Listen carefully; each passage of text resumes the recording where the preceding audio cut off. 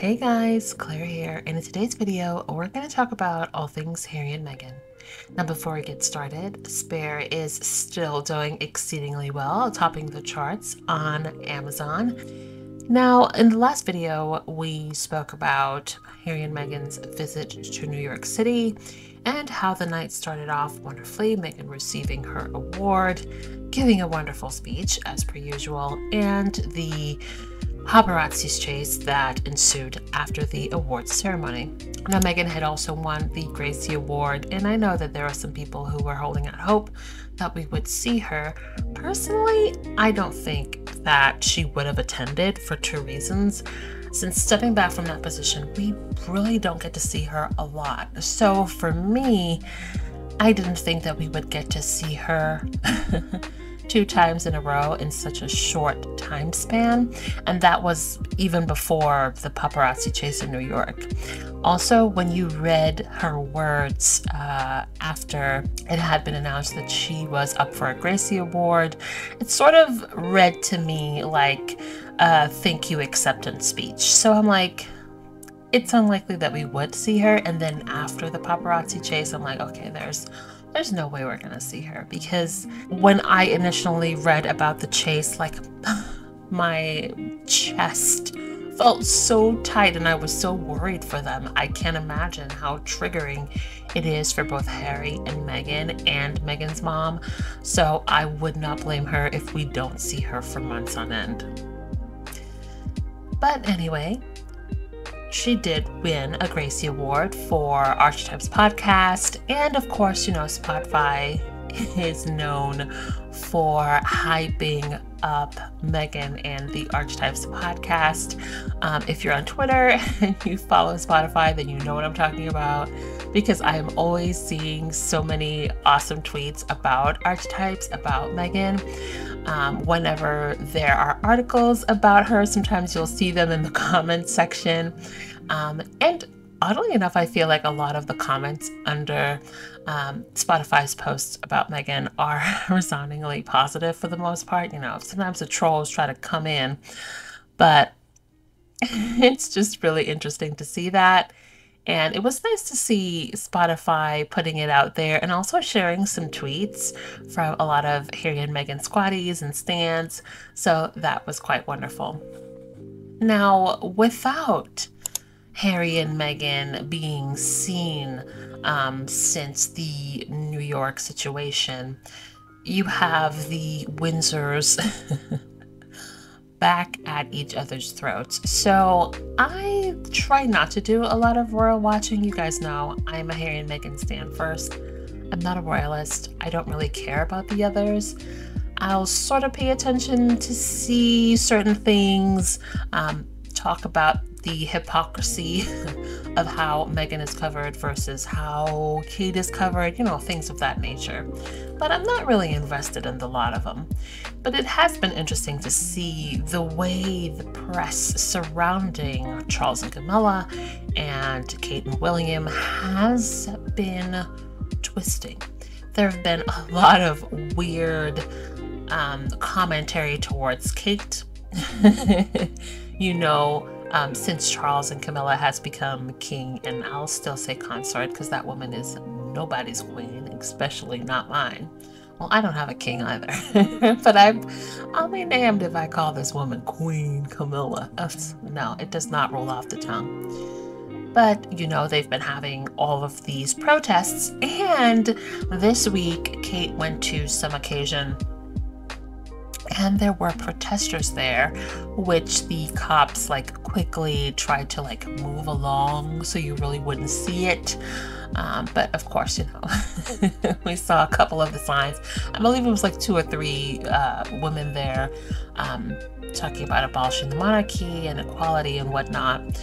So it's interesting because I don't recall ever seeing protesters for an engagement that is solely a Kate engagement.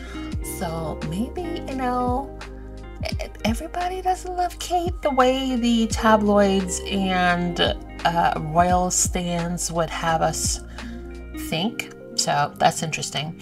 Also, just seeing all of these articles of how you know, Kate is trying to take the shine away from Charles and Camilla, which she most certainly did.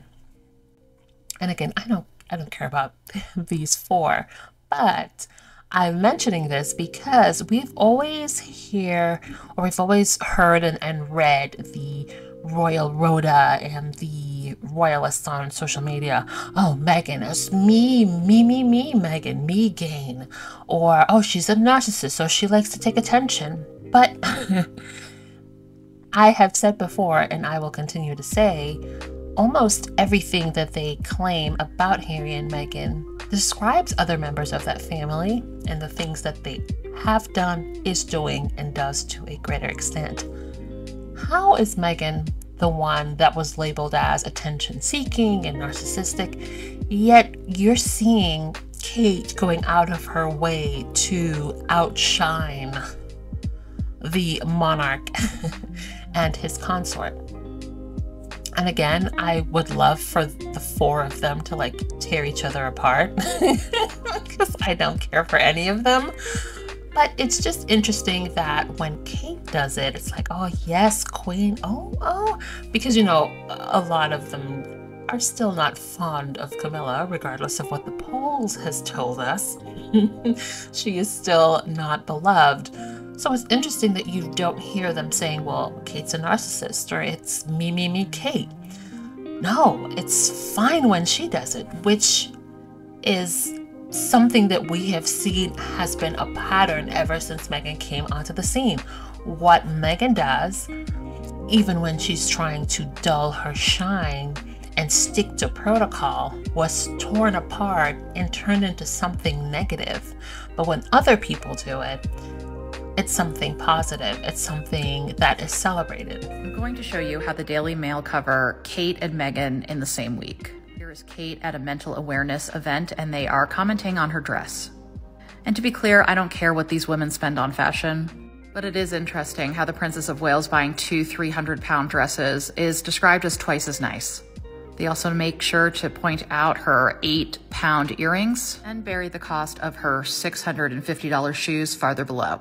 There is no judgment in this article. Moving on to Meghan Markle, her outfit is pricey, and they include every single part of the outfit, when in reality, her dress and shoes cost less than Kate's dress. They include pieces and clutches, which she has owned forever. It takes another outlet to point out that she's wearing affordable earrings. Headlines are important, and the tone they are meant to convey. They know most people will just look at the graphic and read the headline and share with abandon.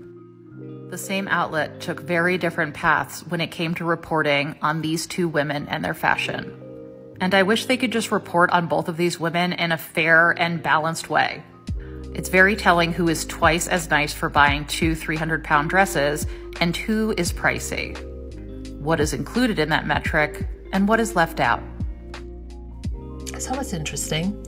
And I don't doubt the war between the Waleses and C&C, or Chucky and his consort, is going to get better anytime soon. I don't know. Like, the more I pay attention to this, the more I'm reminded of the things that Harry has talked about. You know, it's not really a familial unit. It's like a modern day Game of Thrones. It's very cutthroat. The things and the people they're willing to throw under the bus for some good press. I mean, it's Machiavellian. Now, this week we also heard that Prince Harry unfortunately lost his case when it comes to the right for him to pay for it. But there's another part to the case that will continue to go on. Do I personally think that he's going to win that one? No. And here's why. I think this decision, the initial decision to ixnay the security, I think it came from the top. I think it came from Charles. I think Charles was running things with, you know, the bee and the wasp and the, was it the fly? You know, Queen Elizabeth's right-hand man, long before Queen Elizabeth passed. And I think ultimately Charles had a huge, if not the main, say in pulling that security. Now, we have seen when Harry says or does anything, the entire tabloid culture, royal rotas, and the palace unnamed sources go out of their way to discredit it, right? In Spare, something as stupid as TK Maxx claiming that Harry lied in an effort to discredit Harry. Even though anyone who has ever shopped at a TK Maxx or a TJ Maxx knows that they are known for sales. Particularly, clearance sales as well. But they were willing to lie to discredit Harry on something that is so easily disproven, right? And almost every attack towards Harry and Meghan, there are 2 or 3 degrees of separation towards Harry's father, his stepmother, consort Camilla, and his trifling brother, William. Almost always trace a negative story. It is connected to them in some way. So personally for me, I think Charles was at the top of making this decision. And I think that Charles and the royal family is so deeply intertwined with the highest members of the UK press and the tabloids, the government. I think there is no way that they would allow Harry to win that case. So personally, if he does, that's wonderful. I don't think he will, because we have seen how quickly and fiercely they rally around each other to protect the crown and to label Harry and Meghan as the enemies. So I don't think he's gonna win that. Personally, I think he, meaning Harry, has done this to have everything out in the open, right? And the more that I see of the situation with the security, the more I wonder if the narratives that we have been fed about Diana's security situation after the divorce is real. Because we see that they lie so often, so much in the defense of the royal family. I'm beginning to wonder, did she say no thank you to the security? Or did they sort of do the same thing to her that they're doing to Harry and Meghan? 2020, when Harry and Meghan stepped down from being working royals, their security detail was pulled. That security detail consisted of armed police officers. The loss of that security detail, combined with the leaking of their location to the press, prompted them to move to Los Angeles. Continued intrusions by both the press and other people prompted them to move to Montecito. Montecito is relatively secluded compared to LA. Properties are larger, set further back from the road, and this makes it easier to secure. They're harder to get onto. Additionally, because there's so many celebrities and wealthy people in Montecito, the police are used to dealing with these incidents and are very protective of the citizens. They will arrest and remove photographers, people who cross property lines. After losing their UK police detail, they had to get private security. They have private security that's with them all the time. Here in the US, they are armed. Those security people are armed. They have permits. Everything is fine with that. When they go to the UK, however, they are not allowed to be armed. The UK has much stricter gun laws. Harry and Meghan only have police security when they are at royal events, and then they are folded into the security measures that are already in place for that event. Additional security outside of these royal events has been denied by the Home Office and the police. They deem it too expensive to protect them. However, they have been fine in the past providing protection for private citizens, for non-royals. I used the example of Salman Rushdie in the past video. He required a great deal of security for an extended period of time, and the government found a way to pay for it. Andrew is not a working royal. He gets security from the police, from the government. Charles pays for it for him. He is deemed necessary to protect, while Harry and Meghan are not. Former members of the Metropolitan Police Department have admitted that they got a high number of threats every day. Every day. Because of who they are, this is a national security risk, and they are denying them protection. Harry and Meghan are only offering to pay for police protection because the Crown refuses to fund it for them when they visit the country. Royalty and specialist protection teams from RASP are armed with concealed weapons in order to protect royal members of the family. Harry and Meghan, however, do not have access to this protection if and when they visit the country. The RASP, also known as the Royalty and Specialist Protection Teams from Protection Command of London's Metropolitan Police, have access to UK intelligence, which Harry and Meghan's American security team do not. Here's the thing, there is legislation which allows a police chief to provide protection and special police services in exchange for payment. There is nothing preventing this from happening. Harry's attorney is actually arguing that Buckingham Palace and the Metropolitan Police Department have exceeded their authority by denying them this protection.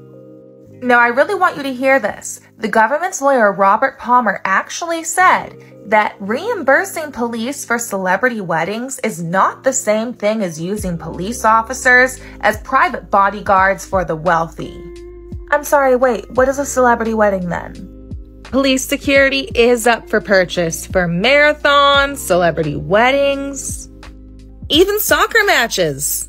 Why are Harry and Meghan different? If they're not working royals and they're just celebrities, they should be able to reimburse the police for protection. Regardless of the reason why, Diana didn't have royal protection when she got into her tragic car accident with Dodi Al-Fayed, and that likely would not have been the case had she had such protection. Diana used Scotland Yard's royalty protection group when she was with Prince William and Harry. However, she did not when she was on her own. Now, it's been said that Diana refused this security because of paranoia stoked by Martin Bashir, and I can barely even begin to get into all of that. But the point is that she wasn't fighting for the legal right to this protection. It seems horrible to me that Harry's having to fight for the legal right to have protection that could have saved his mother's life. He's not asking to be granted access to this 24/7 all year round paid by the Crown. He pays for private security while he's in California. It seems to me the bare minimum to ask for it not to be on a flexible case-by-case basis and for him to have access to royalty protection officers trained to have access to firearms should assassination attempts arise. There was a kidnapping attempt on Princess Anne as recently as 1974. This isn't some fantastical idea or concept. It's a reality that could happen. I completely understand why Harry and Meghan are fighting to have access to this protection for them and their children. I don't think that the royal family needs to comment on Meghan and Harry. They don't care about them and they don't love them. So we don't need their commentary. Because what? We're going to read their lies? Because if they write, we love them. No, you don't. I think Harry will likely be more successful in his lawsuits against the tabloids, or at least in some ways exposing even more. But for that one with the security, I don't know. I don't see it going in his favor. What do you guys think? Do you agree? Do you not agree? Personally, I think the UK is unsafe for Harry, for Meghan, and for their children. I'm just saying.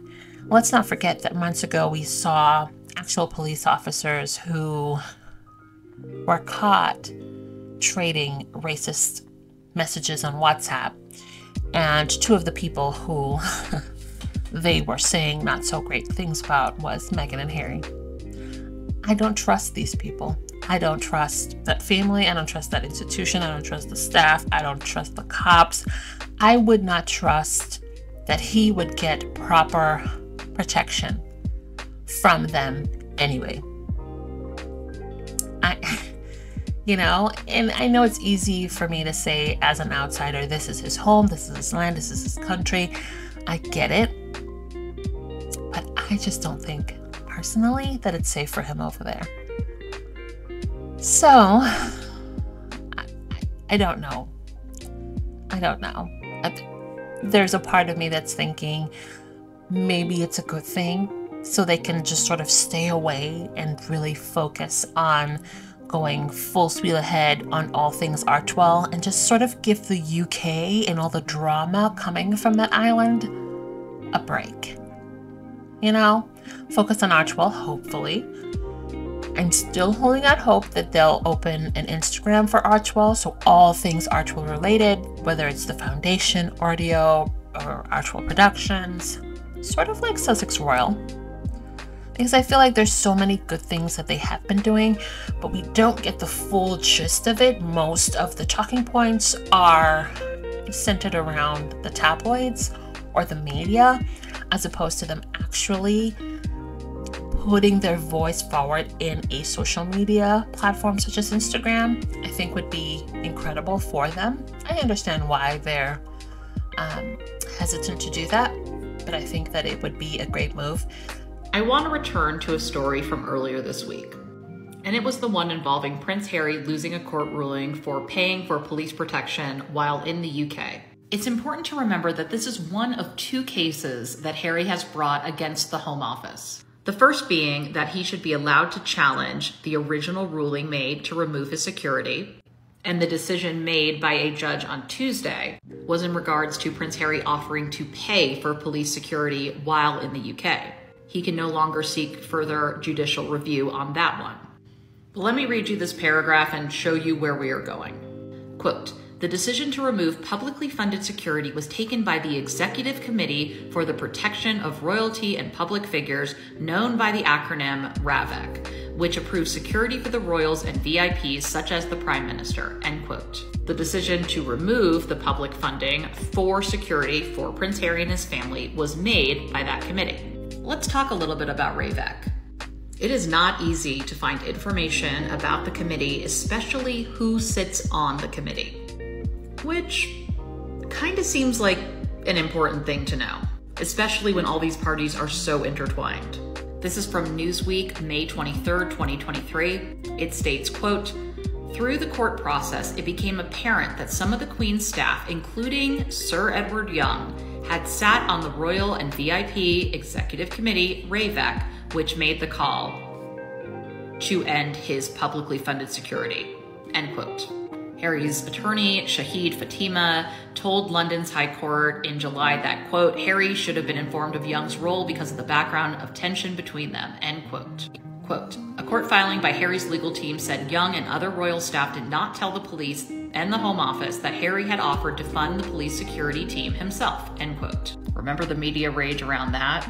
Harry expects publicly funded security now that he's not going to be a working royal. And the larger point they're making is that Prince Harry should have been given a clear and full explanation of who sat on RAVEC and the appropriateness of some people making these decisions. Let's go briefly back to Spare by Prince Harry. Reminder, the security was pulled for Harry and his family way before Spare came out. So this is not in retaliation for Spare. Sir Edward Young, who was the former private secretary to the late Queen Elizabeth, was referred to as the Bee in Prince Harry's book. Harry writes that, quote, "The bee was oval-faced and fuzzy, intended to glide around with great equanimity and poise as if he was boon to all. He was so poised that people didn't fear him.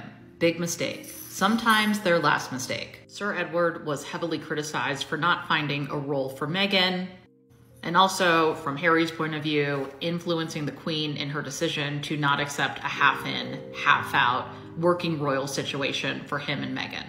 This is a Tatler article from January 2020, around the time that Harry and Meghan's decision to step away as working royals was announced.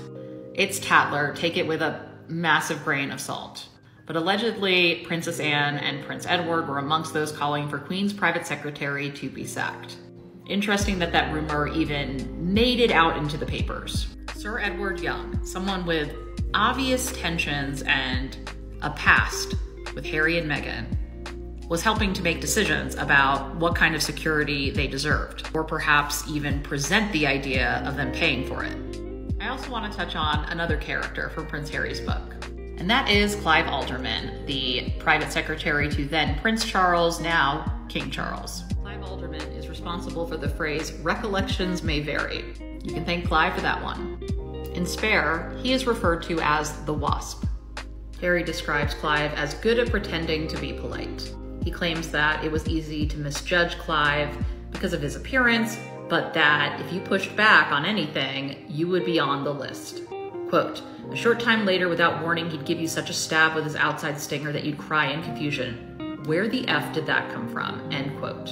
I bring up Clive because I think I found the only instance where I could feasibly conceive of who is on Ravek. It's from the press reader, and it appeared in the Sunday Telegraph on October 16th, 2022. I've looked for the original source in the Sunday Telegraph. I cannot find it anywhere, so I do wonder if it has been deleted. Still looking into that. It's titled, "Ravek Revealed Membership of Committee in Charge of Sussex's Protective Security is Made Public." It says, quote, "The King and the Prince of Wales's closest aides will play a central role in future decisions about the Sussex's security. It is expected that Sir Clive Alderton, the King's private secretary, will replace Sir Edward Young, Queen Elizabeth II's private secretary, on Ravek," end quote. My guess is that anytime a sovereign passes away, the private secretary or someone high up for the incoming monarch serves on Ravek. Just a guess. It also says that a senior aide to Prince William will replace another member of the board. I'm gonna look more into this. I don't want the Sunday Telegraph to be my only source, but there is not a lot of information out there. A few more quotes and we'll wrap up. The article says that typically the membership of Ravek is shrouded in secrecy. It's made up of 10 members. That's the first time I've seen an actual count of how many people are on this committee. The chairman is understood, we don't know for sure, understood to be Sir Richard Mottram, a former permanent secretary in the Cabinet Office. I probably should look into him because it seems like everyone knows everyone, so probably worthwhile. So it's a chairman, 3 senior members from the royal household, the chairman of the National Police Chiefs Council for Counterterrorism Coordination Committee. So many words. The Deputy Assistant Commissioner of Specialist Operations at the Met Police, and then other people that are a part of the Metropolitan Police. I can understand to an extent why you would want some secrecy. You're making very big decisions for very important people. On the other hand, I think that if you were someone who has relationships with people of the committee, you should be allowed to know who's on it and perhaps make the case for why they should excuse themselves from this situation. Bring someone more neutral in. Because from what we know, which is very little, Sir Edward Young was on the committee and then was replaced with Clive Alderman. 2 people that were instrumental in making the decision for Harry and Meghan to either be all in or all out. No half and half, no in between. And it's hard not to see some of these decisions that have been made about his ability to pay for police security as, I don't know if I want to say revenge, but kind of a, well, you want it out. Just seems like an independent group should be brought in to analyze how and why these decisions were made. But yeah, it's something. Stay tuned for more. This commenter had a really good point about Prince Harry. I think that's why people are triggered. He set boundaries, and those that don't respect boundaries make him out to be the issue. I think this is one of the reasons that Prince Harry is one of the most relatable figures in the royal family, and why, if the royal family is having a relatability crisis, which it is, they should have been leaning more heavily on Harry rather than rejecting him and kicking him out. As basically anybody who has been to therapy and committed to doing the changes requested in therapy can probably attest to you, there are always going to be people in your life that when you enact boundaries, they are upset because they are used to you fulfilling a specific role in their lives, and they get very hurt when you don't fulfill that role anymore. And this is one of the ways that lasting change can be very difficult as a result of therapy, especially if you're unwilling to separate yourself from the people who won't listen to your boundaries. And it's one of the biggest reasons that I'm block on sight with people that won't even try to see Harry's perspective, because I know that chances are the reason they feel that way is because they are people who are causing harm in their own lives and who would be very frustrated if the people they were causing harm to started enacting their own boundaries. So let's talk about double standards, shall we? Camilla was besieged by paparazzi and chased by interviewers. From now on, the royal machinery will protect her from nuisance as well as danger. She'll have bodyguards for private holidays. So Meghan Markle has been vilified and completely torn down by derangers because she was smiling while leaving an award show where she received an award and where nothing had happened yet. Yet she was accused of being an attention seeker. She was accused of smiling too much for the cameras. And then we have this individual right here, actively being chased, as described in the video, by the journalist, and smiling so giddy, not affected whatsoever by being harassed by the paparazzi. And I am not going to include here other pictures of royal women who have been harassed by the paparazzi and who have been followed and chased while still smiling for the camera with no problem at all, because the deranged only care about Meghan Markle.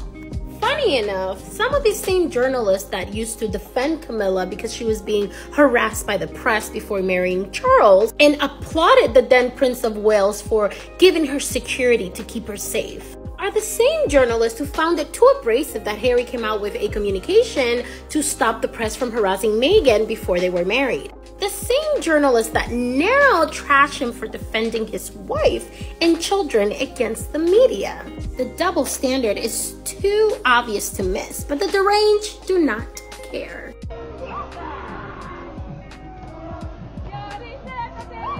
I take pride in the fact that I'm not called a Karen very often, but this right here unleashes my inner Karen for so many reasons. Can you imagine if Meghan Markle broke royal protocol by walking in front of the monarch? Prince Philip was definitely not my favorite person, but think about how many years that man walked behind Queen Elizabeth.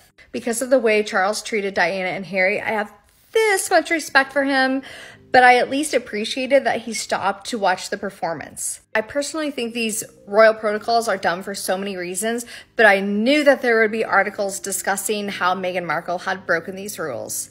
Cosmo had not one, but 72 ways Meghan Markle broke royal protocol.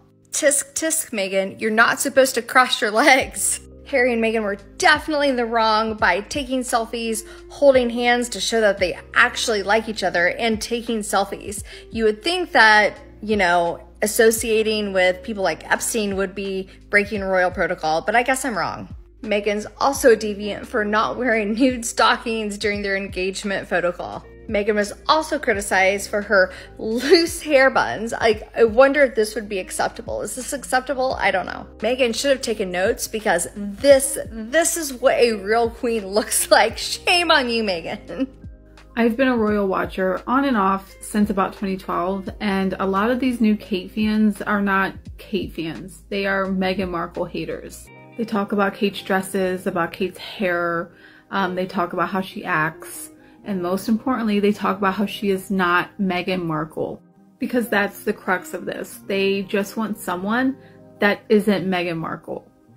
And you are never, ever, ever, ever allowed to say anything bad about Kate Middleton anymore. It's actually kind of scary, because in my previous video, I was calling out this narrative that Kate just kind of took it on the chin in regards to the paparazzi harassment that she received, even though in reality, she complained a lot and she sued and she won that lawsuit. And you would have thought I accused her of kicking a goddamn puppy by the comments I got. Listen, Kate might not have been Prince William's first choice, but she's proven to be the best match for him. Kate is discreet and she puts William first, which is why Charles and Camilla succeeded where Charles and Diana failed. Kate understands her role and she plays it very well. I've seen a lot of creators commenting on the Meghan and Harry car chase, both American and British and continental European, even, like, people all over. And what I notice a lot is Brits don't have the full story. They don't. How many have I seen say things like, oh, nobody was in harm's way? Because that is what the British press is reporting, genuinely. As an American living in Britain, I get both news sources, and the British press is selectively twisting the narrative and selectively quoting statements. Even that interview with the taxi driver, look at the full interview. Look at what he actually says to Piers Morgan. Not just the little quotes that they're pulling out in the Telegraph. Look at what he actually says. Look at the full interview.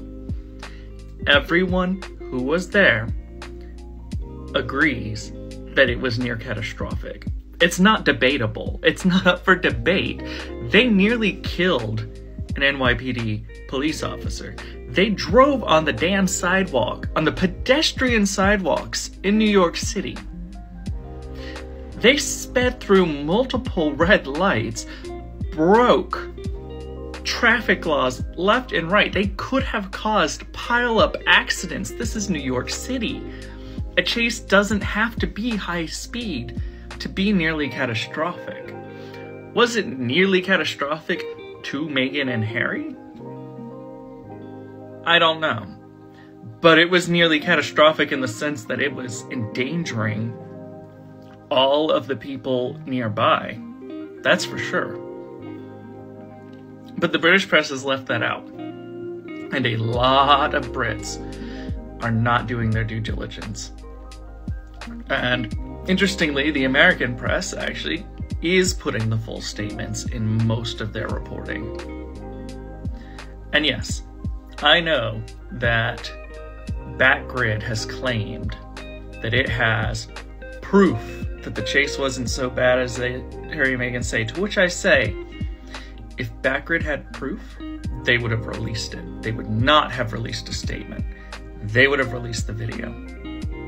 And have an ounce of critical thinking. If they had proof, they'd be showing it. They don't have proof, or the proof doesn't show what they say it does. I'm so tired of dealing with this over here, so tired. Critical thinking is a lost skill in this country. Every now and then I get one of these comments and I kind of like, it kind of stops me in my tracks. I'm like, wow. Firstly, no hate to this commenter, because it takes a lot to be like, do you know what, I was wrong about this, and you know, we can all learn from things. But the word hate, the fact that people actually hate Meghan based on things that they've heard, they don't know this woman, but they hate her. I find it incredible. Honestly, it's what I do on this platform, but I do it in person as well. So it's funny, people discovering in my workplace that I support Harry and Meghan, and they're like, really? And then I'll tell them a few home truths. I'll tell them a little bit about the misinformation in the British media, and they all agree with me, and they're all suddenly like, oh. And that's often all I'm trying to get to people's heads is, don't believe everything you see in the media. The British media in particular, and the royal family working together, it's just awful. And the fact that they stir up hate to hate people, it's just awful. But like I always say, if just one person looks at my videos, or one person looks into the truth and calls out the misinformation as well, you'll see. So the palace has been doing some diversity PR lately. They sent Princess Kate and Prince William in to, interact with some children of color, and didn't go so great. They look thrilled to be there. Just look how excited. Yep, they're living the dream. The universal look of black disapproval. I feel bad for this girl. Like, oh my God, this is the exact face I would make.